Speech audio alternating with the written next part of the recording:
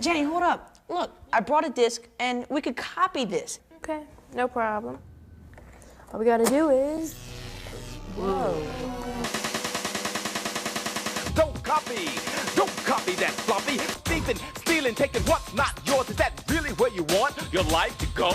But they can't stop people from copying. It's too easy. It might be easy, but it's still against the law. Don't copy that floppy.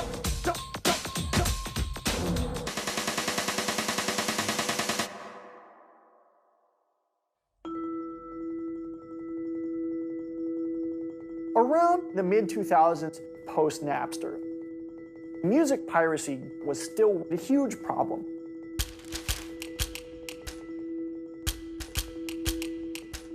At the time, it was all torrents. Everybody had moved to torrents. That's how most people were, sort of young people at least, were getting their music. Online piracy is costing the US film industry $20 billion a year. Like, don't they know they can download that stuff for free? Use BitTorrent. The question is, what's the best way to fight the RIAA? Hack them 98%. Shame on you people. The music industry was preoccupied with the whole peer-to-peer file transfer, illegal theft. It had to figure out how it was going to attack and approach the marketplace in this new world to be able to remain viable and competitive. To us, it's black and white. Either you pay for it or you don't. Straight up and down, it's stealing.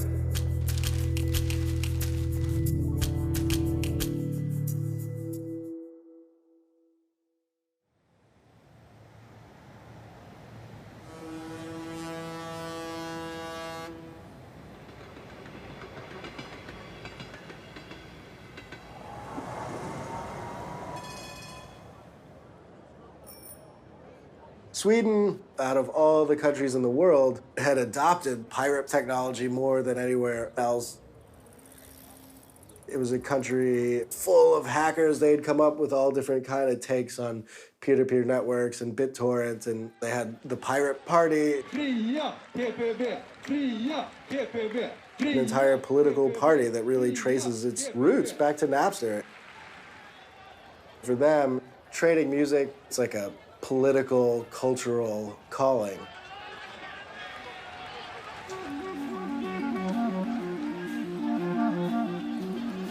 The Swedish parts of the music industry, they were suffering even more than maybe their American counterparts. Very few people were buying CDs anymore, or very few people were buying licensed material online. Everyone was using the file sharing networks. At that time, there was a guy named Daniel Ek, who was Swedish, who had previously been the CEO of a torrent company. And he said, I have a plan to make people pay for music again. We're going to move beyond the locally stored MP3 file into the kind of like globally distributed stream. That was his business model, which he calls Spotify. What if instead of having to go through the trouble of buying and downloading music, what if they had access to all the music in the world just through a streaming service?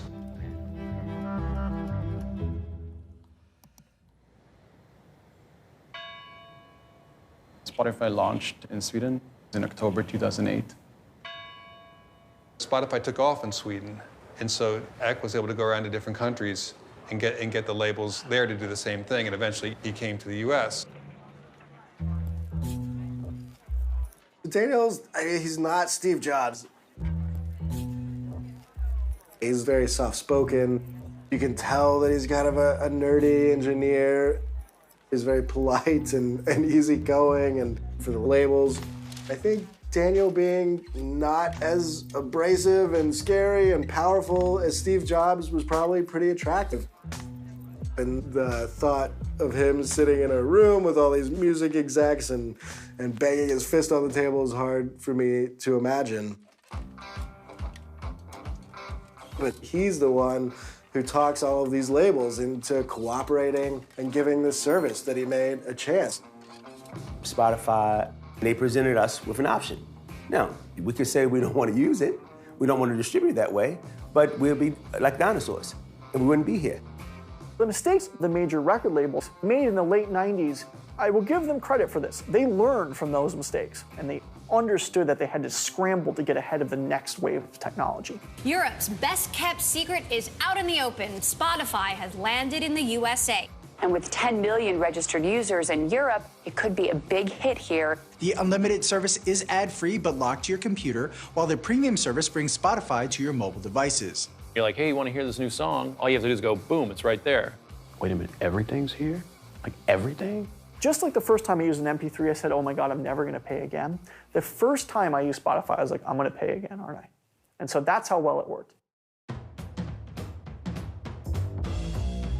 From about the turn of the century until 3 or 4 years ago, the music industry had lost around 40% of its entire value.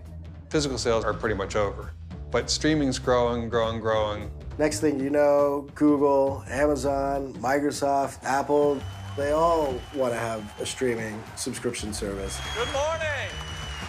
Today we're announcing Apple Music.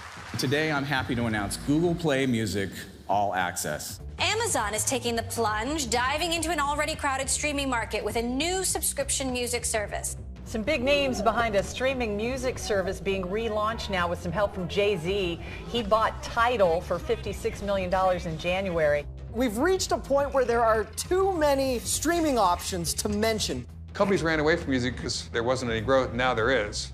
That's a sign that the industry's becoming healthy, after years of being, really sick. It's just a question of what it means for artists. For Microsoft, Google, Apple, music doesn't mean something special to them. It's just something that gets bundled along in this monthly fee that you pay for various things, whereas obviously this is the lifeblood for musicians. Streaming has a lot of business challenges attached to it. The whole notion of micro pennies. You could have hundreds of thousands of streams and you get paid 12 cents. People can't even tell me what a stream is worth. This just changes from month to month to month to month to month. No one knows how to quantify. As far as online streaming, the record companies, they take whatever their percentage is. Everyone gets a cut. What's left of that, we have to split 4 ways and with our manager. So it's literally nothing, The artists are looking at these 1/10 of a cent royalties and going, that's crazy. Do you know how many times someone would have to listen to that song or those groups of songs to be equivalent to what I'd make from an album sale? Tonight, word of a music smackdown. Taylor Swift is pulling her music off of Spotify, and all of this over pricing. In an editorial, she wrote, file sharing and streaming have shrunk the numbers of paid album sales drastically. Valuable things should be paid for. I saw what Taylor Swift just did, and I think that's awesome. I mean, the only person really getting screwed here is the artist, and that's the way it always is. Why don't they pay Taylor Swift more? Why don't they pay Ari the Rugged Man more? Taylor don't need the money as much as me, but she's got a good point. Everybody's doing the work, then they need to get paid. Just that simple. I need my money. So you had some artists speaking out. Rihanna released a new single last week. She's one of the partners of Tidal. You can't stream it on Spotify, but you can stream it exclusively on Tidal. In reality, they're all coming back. The other week, Taylor Swift decided to once again offer her entire back catalog on Spotify. With streaming, it's the way that the music industry is going, so we're all gonna have to figure out a way to make it work. When people are bitching they're not making enough money, they have to understand if you're a successful artist today, you can make more money than you've ever made in the history of the music business. There are sponsorships, and you can do ads. In addition, concert revenues exceed by a huge margin what they used to. So you have to look at all the opportunities, not only from these streaming services. Yeah, you get pennies on the dollar, whatever. Who cares? Go out there and play a show and make money and get out there and do that. Don't complain about an internet streaming service. That's so lame. Cry me a river.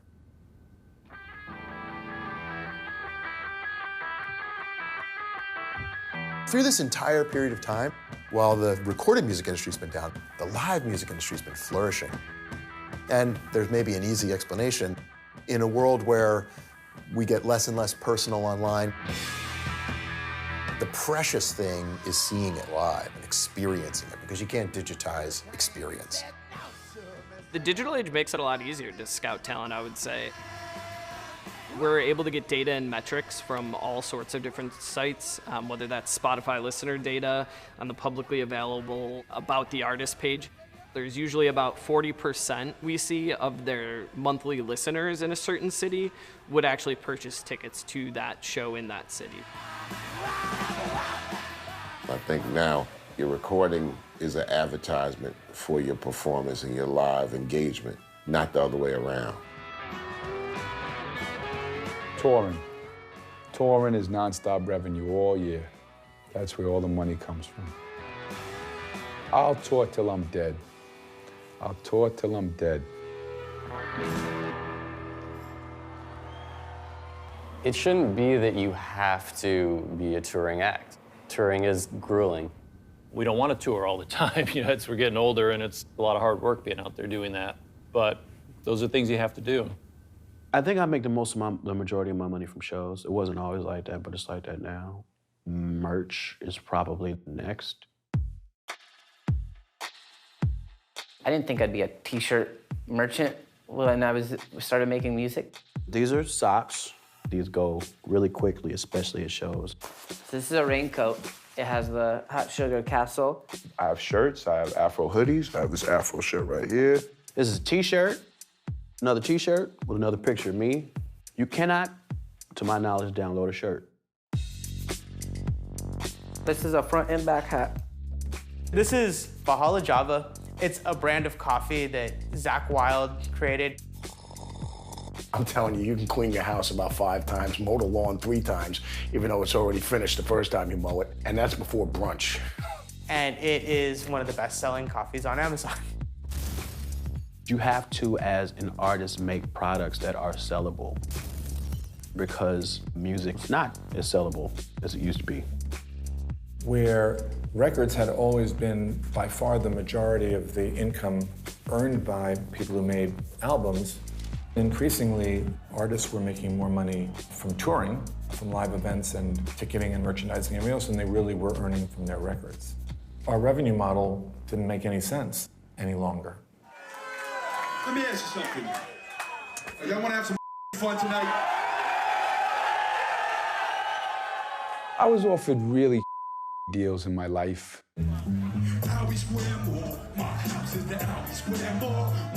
And it got to the point where I hated my label. So I said, hey, I'm gonna run and do this myself. And when I started doing independent records, that's when all my money started coming in. And that's where all my success started coming in. And that's where all of my fans started coming in. Chance the Rapper has gone from making mixtapes in his Southside Chicago home to winning 3 Grammys and performing for the president at the White House, all without the backing of a single record label. More artists have been making more music at home and releasing it themselves into streaming services, so it's been a creative renaissance. We're now going to be rolling out the ability to monetize directly on SoundCloud. We're inviting hundreds of thousands of creators. This means more money in their pocket at the end of the day on a revenue share basis. Thousands of people are making money off their talents and hobbies with Patreon. Patreon is a lot like Kickstarter, but it's ongoing, so it's per music video I upload. Bandcamp is this website where artists can independently just take the music that they produce themselves and put it up onto the website. An artist uploads their music to Bandcamp, a fan pays them directly for it. We take a small cut, it's about half of what iTunes charges. Bandcamp has become the hero. I think that they are more closely attuned to listening to the needs of musicians and actually meeting those concrete needs. It's better than, I think, virtually any other company that's out there. They've really provided an online record store and a way for artists to recoup money, and I haven't seen any other company try to meet those needs. If you've got merchandise, if you've got physical CDs, if you've got t-shirts and hats and all sorts of stuff like that, you can sell that directly on the Bandcamp platform as well. Can't do that on Spotify or Apple Music.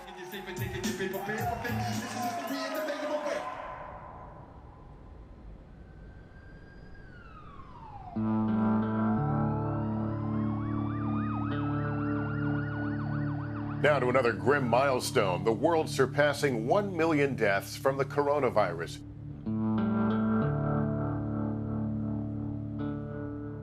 I don't think we were prepared for the realization that the majority of our livelihood depended on us being on the road all the time and physically being at shows.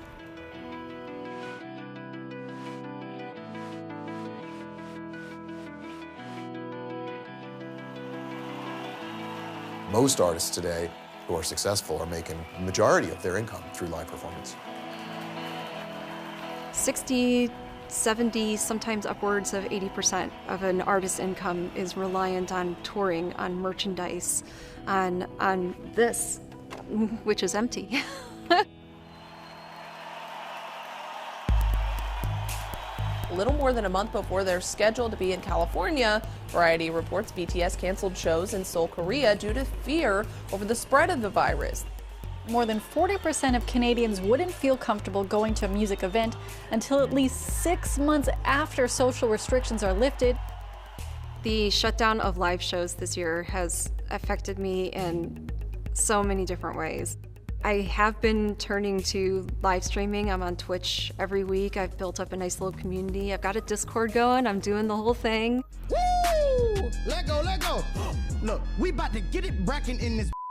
You just tuned into the latest channel on Twitch.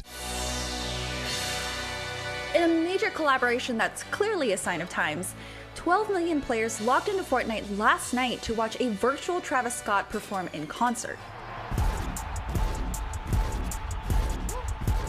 Made this here with all the ice on in the booth. At the gate outside, when they pull up, they give me loose. Yeah. It's great for the artists, it's great for the fans, and that's something I think that you're going to see more of after the pandemic, is people not wanting to just see a show at a venue in a theater, and you'll want to see more and more experiences and less just pure concerts.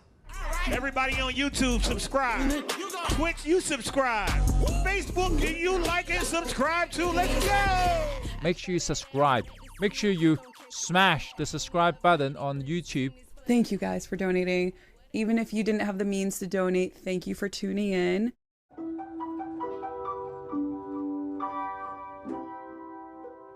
I've had a music career just by going straight to consumers and to an audience and fans, rather than waiting for this faceless music industry guy to help pitch it. You didn't do nothing. I did all the hard work, so why shouldn't I make 100% of that money? What's up, guys? Hi guys, welcome back to the channel. Zoom in, I want to see you. I got my screen right up here. I can watch you guys. Interaction is everything for me. Something that's really unique with live streaming is that you actually get to know the names of your fans and you get to know their personal lives. Big hearts up for Big Cheese right now, because he needs our love, man. He was down for a little second. Dude, shout out to Savannah Bebo, Sparky, Miss Winter Falcon. You guys are legends. Legends. Your fans get to actually chat with you live and give input as far as what they want to hear. So the revolution will be televised after all. But there really is nothing like being on stage with tens of thousands of people in front of you at a festival with the lights and everybody screaming.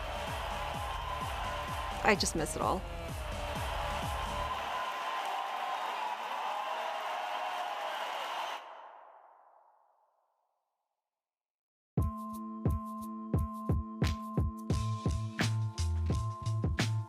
I don't think streaming is the end of the game. I think the game will continue to unfold. You, as a talented artist, you can go make your own recording. You can build your career using social media.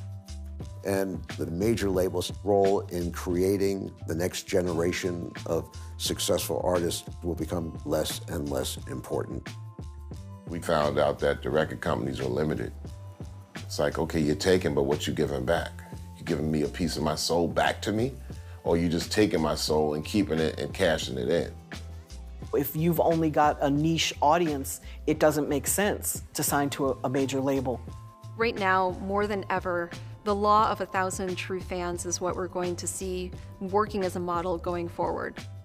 You could have 10 million plays on your song on Spotify, but that doesn't mean that you're going to sell 100 tickets to a show.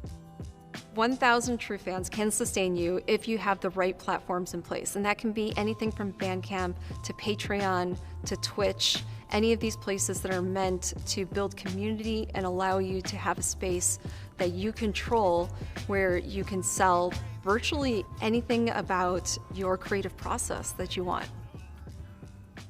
Most people who aren't on a major label want to be. A lot of the DIY guys, once they start to kind of, blow up, they go to the label. The Weeknd is a perfect example. He did these kind of brilliant albums in his bedroom. They got massive radio play after he gave them away for free. But then he went to the major label when the time came. Labels definitely have a place, but they're not the gatekeepers anymore. You don't have to sign to a major record label to be successful in the music business anymore, and thank God for that.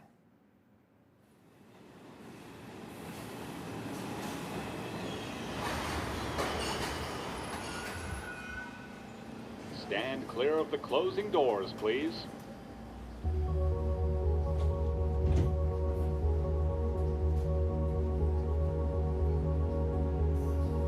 The MP3 is now an obsolete technology. By 1998, there were more sophisticated replacements available. But the core of what it did lives on. Whenever you're streaming music via your phone, it's using the same techniques that Brandenburg pioneered back in the 80s. People are walking around with their internet-connected phones, and they're just listening to music all the time, and it couldn't be easier. So finally, we have this thing that everybody's been talking about literally for 20 years, the celestial jukebox. And people are listening to more music than they ever have in history. If you go to the roots of the mobile computing revolution, it's based on MP3 piracy. The idea of walking into an Apple store and spending $300 or $400 on a gadget, you had to get primed by the MP3 to want to do that. I got two! Ultimately, I think the MP3 created more value than it destroyed. Yesterday, Apple reported the largest quarterly profit of any public company in history. A lot of money was made along the way, just not by the people who used to make it. The fundamental way that companies make money was completely changed the first time an MP3 was moved from one person to the next. Generations from that point forward have realized access to things is more valuable than owning them. Why own a car when I can call Uber anytime? Why own a second home when I can go to Airbnb? If I can have access and hear any song when I want, why own a CD? The march of technology is a good thing, not a bad thing. The fact that it uniquely affected us was the way of life, really.